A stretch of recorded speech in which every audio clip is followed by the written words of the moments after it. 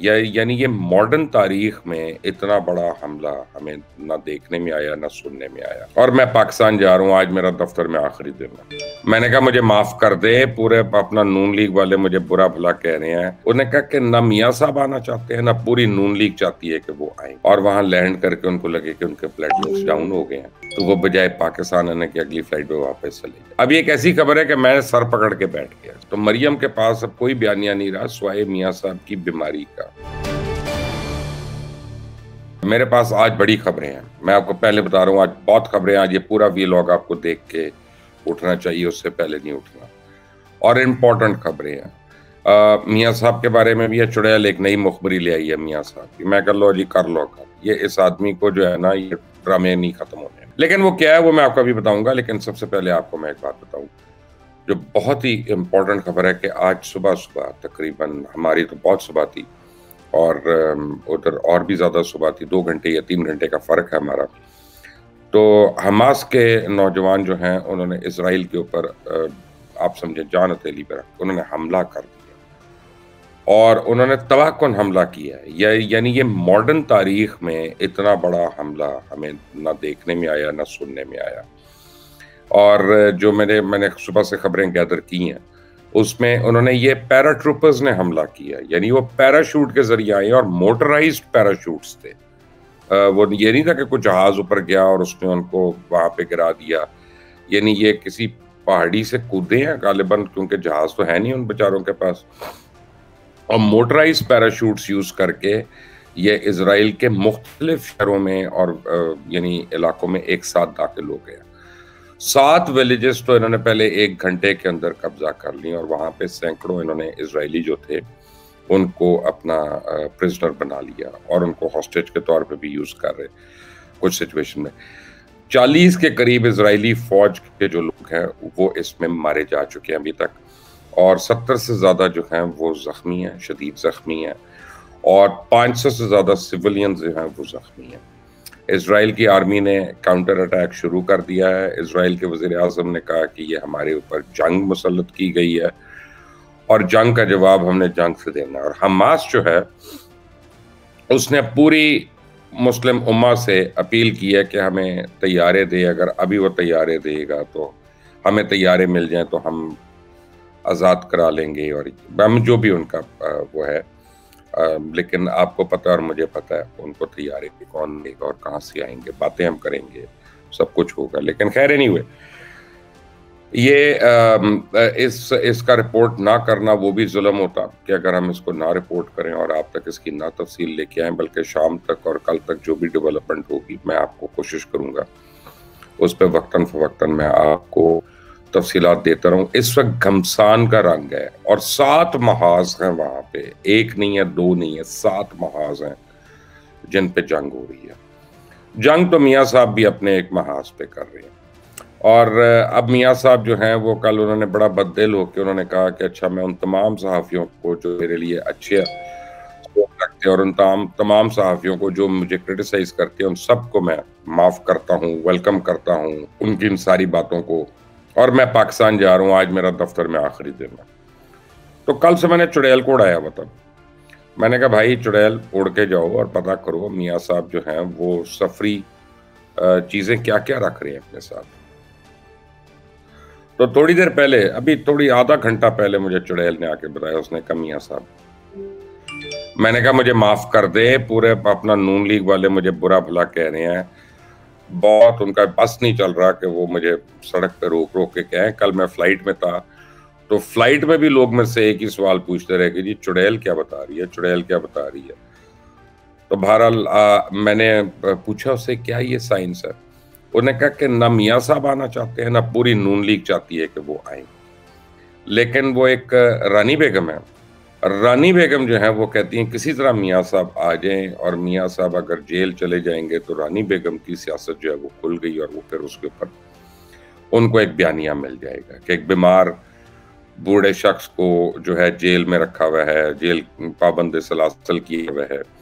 इसलिए अभी तक उनकी जो है ना बेल बिफोर अरेस्ट वगैरह उसकी एप्लीकेशन भी नहीं कही, क्योंकि रानी बेगम उसको रेजिस्ट कर रही है, कोई और रेजिस्ट नहीं कर रहा। नून लीग तो चाहती है कि हो जाए, लेकिन वो फिर सियासत किसकी चलेगी। तो अब मैंने पूछा फिर मियाँ साहब का क्या होगा? उनका मियाँ साहब आएंगे और हो सकता है कि अबू धाबी भी लैंड करें और वहां लैंड करके उनको लगे कि उनके प्लेटलेट्स डाउन हो गए हैं, तो वो बजाय पाकिस्तान आने की अगली फ्लाइट पे वापस चले जाए।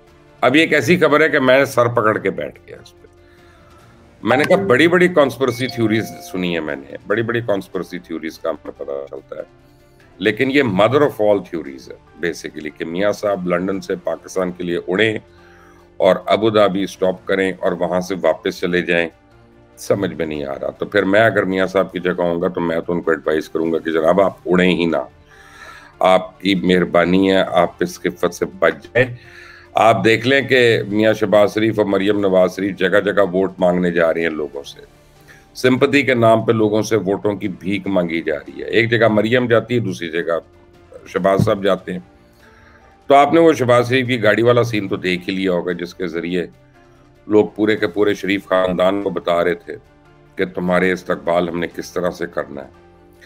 अब ये जो शहबाज शरीफ वाला सीन तो शायद पुराना हो गया, लेकिन एक नया वीडियो भी आ गया है, वो नवाज शरीफ को इस्तकबालिया देने के लिए लगवाया गया और वहां पे जो मियाँ साहब का पोस्टर है उस पे बस मैंने आगे कुछ नहीं कहना, आप समझ लें बच्चे बूढ़े जवान सारे जो हैं वो उस पोस्टर की तवाज़ो कर रहे हैं। और यही हाल अब आपको पूरे मुल्क में नजर आएगा वोटर्स का, यही नविश्ता एतबार है।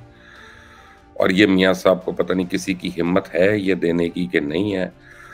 तो मियाँ साहब कभी कभी मेरा वीलॉग देख लेते हैं, तो मैं ये कोशिश करूंगा कि इस वीलॉग में उनको मैं वो पोस्टर और वो सीन दिखाऊं कि उनको पता चल जाए कि ये होने क्या लगा।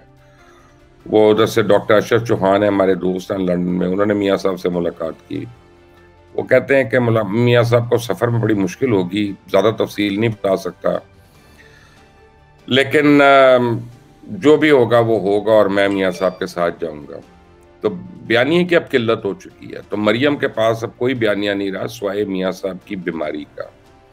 अब नून लीग की जो सियासी मार्केट है उसमें अब मरियम नवाज और शहबाज शरीफ समेत पूरी नून लीग जो है ये साबित करने में लग जाएगी कि नवाज शरीफ किस तरह अपनी बीमारी के बावजूद सब कुछ छोड़ छाड़ के पाकिस्तान के लिए और पाकिस्तान की अवाम के लिए वापस आ रहे हैं। नवाज शरीफ की मेडिकल रिपोर्ट दिखाना, उसमें तरह तरह की बीमारियां दिखाना, ये भी एक मकसद था। लेकिन अब लोग समझदार हो गए हैं, लोगों के पास इंटरनेट है, लोगों के पास मोबाइल एक्सेस है, सबको पता है नवाज शरीफ कितने दिन अस्पताल में रहे और एक रात भी अस्पताल में नहीं रहे, और क्यों नहीं आप अस्पताल में रहेंगे। आपको डेंगू होता है तो आप एक दिन के लिए अस्पताल चले जाते हैं, तो ये तो इतनी इतनी खौफनाक बीमारियां हैं। लेकिन बहरहाल पाकिस्तान में सफर करना हो तो बीमारी है, यूरोप का करना हो, दुबई का टूर मारना हो तो बिल्कुल ठीक है। नवाज शरीफ के डॉक्टर्स ने भी पाकिस्तानियों को पता नहीं क्या समझा हुआ है कि जहाँ पे वो नहीं चाहेंगे कि जनाब वो सफर करें तो वो उनकी तबीयत खराब हो जाएगी। बहरहाल राना सनाउल्लाह ने तो खुशखबरी दे दी है, वो पता को गैब कर में वो कहते हैं कि नवाज शरीफ के जो केसेस है उसमें हिफाजती जमानत का प्रोग्राम है, कानूनी टीम ने तैयार कर ली है और जब मियाँ साहब पाकिस्तान में लैंड करेंगे तो उनके पास जमानतें। बहरहाल ये सब कुछ अपनी जगह पे, लेकिन इलेक्शंस मुझे नहीं लग रहा कि जनवरी में है। ये मेरी खबर नहीं है, ये चुड़ैल की खबर है। चुड़ैल कहती है इलेक्शन नहीं होने जनवरी में। वो जो है सारे जमातें ऑन बोर्ड हैं इस बात पे। अब तो परवेज खटक भी मान गए, अलीम खान भी मान गए, जहांगीर तरीन भी मान गए, इस्तेकाम पार्टी सिंध के सदर महमूद मौलवी ने भी कह दिया कि मुझे नहीं लगता जनवरी में इलेक्शन होंगे। मौलाना फजल रहमान का भी यही कहना है कि पहले पाकिस्तान की मईशत को मजबूत करें, उसके पास इलेक्शन की तरफ जाएं। हसन मुर्तज़ा ने भी कहा कि जी पीपल्स पार्टी ऐसी चीज़ का हिस्सा नहीं बन सकती जिससे इलेक्शन को पसे पुश में डाला जाए। लेकिन पीपल्स पार्टी क्या करेगी अगर इलेक्शन नहीं होंगे? कैंपेन करेगी, मुश्किल है, बयानियाँ देगी, दैट इज इट। अब मियाँ साहब भी मान जाएंगे क्योंकि उनको उसके पे कैंपेन के लिए ज़्यादा वक्त मिल जाएगा। शहबाज शरीफ एस्टेब्लिशमेंट की आंख का तारा है तो उनको तो उसमें कोई मसला नहीं नजर आता। निगरान काबीना में इजाफा हो गया, एक पाकिस्तानी अमेरिकन जो हैं वो शहजादा एहसन अशरफ शेख, वो उनको वफाकी वजीर मुकर्रर किया गया है कि वो वहाँ से इन्वेस्टमेंट लेके आएंगे। आज आप मेरी बात लिख लें, इनसे कुछ नहीं होना, ये कुछ नहीं ला सकते। जिन्होंने लाना होता है ना वो पहले फिर अपनी इन्वेस्टमेंट लेके आते हैं इस मुल्क में, फिर उसके बाद कोई और उनको फॉलो करता है। और ये जो लॉन्ग टर्म प्लान्स हैं, ये इंटरिम के अंदर नहीं चलते। अंदर आपने एक दफ़ा कह दें कि इंटरिम हमने लॉन्ग टर्म चलानी, ये हमने लंबी चलानी, तो चलो फिर भी कुछ सब्र शुक्र कर ले। लेकिन अच्छा, पाकिस्तान छोड़ने का जो अल्टीमेटम है, उसके ऊपर अफगान शहरियों ने अपनी जायदादें वगैरह फ़रोख्त करना शुरू कर दी हैं। गैर कानूनी तौर पे मुकीम अफगान बाशिंदे जो हैं, उनकी वापसी का अमल तेज़ हो गया। कई ख़ानदान वापस चले गए हैं, बाकी जाना चाह रहे हैं और कोशिश कर रहे हैं कि किसी तरह रुक जाए ये वो, लेकिन माफ़ी कोई नहीं हो रही। और ये जो है, अब आप समझें कि एक नई जंग है फ्यूचर में जो पाकिस्तान को लड़नी पड़ेगी, क्योंकि जो अफगान्स वापस जा रही है, ये इतना आसान नहीं है सबको जितना नज़र आ रहा है। और आपको मैं बताऊं कि यानी ये बैकफायर भी करना है इसने पाकिस्तान के ऊपर, खुदा न खास्ता। ये मैं नहीं कह रहा, ये आलमी एनालिस्ट जो हैं उन लोगों का ख्याल है। और आलमी एनालिस्ट का जो ख्याल है वो ये है कि वर्ल्ड कप जो है भारत में, वो मज़ीद अभी और कंट्रोवर्सीज का शिकार होगा। आज भारतीय गवर्नमेंट को ईमेल एक मौसूल हो गई है जिसमें वो उस मैच का, जो पाकिस्तान और इंडिया का मैच है, उसको सैबोटाज करने की धमकी है। और उन्होंने पता नहीं कितने 100 करोड़ मांगे हैं, और फिर एक दहशतगर्द है उसकी रिलीज भी मांगी है कि ये कर दो। तो वो तो ना होने वाली बातें हैं। तो अब देखते हैं कि उस दिन सिक्योरिटी का क्या इंतजाम होता है। सिक्योरिटी के नाम पे किस तरह से पाकिस्तानी शायकीन, अगर कोई पहुंच ही गया है वहां पे, तो उसको अंदर जाने की इजाजत दी जाती है कि नहीं दी जाती। बहरहाल अभी तक की ये बहुत अहम खबरें थी जो मैंने आपसे शेयर करनी थी। लेकिन जो है, मैं आपको बताऊं, all is not well in PMLN। PMLN में हर एक कह रहा है मियाँ साहब आ रहे हैं, किसी को यकीन नहीं है इस बात का। और जब वो आएंगे, मैंने कहा लाहौर एयरपोर्ट पे जब लैंड करेंगे ना, और वो मैं तस्वीर देखूंगा, मुझे तो उस दिन यकीन आएगा। क्योंकि मैं कह रहा हूं ना, दिल है कि मानता नहीं, न जाने क्यों। अल्लाह।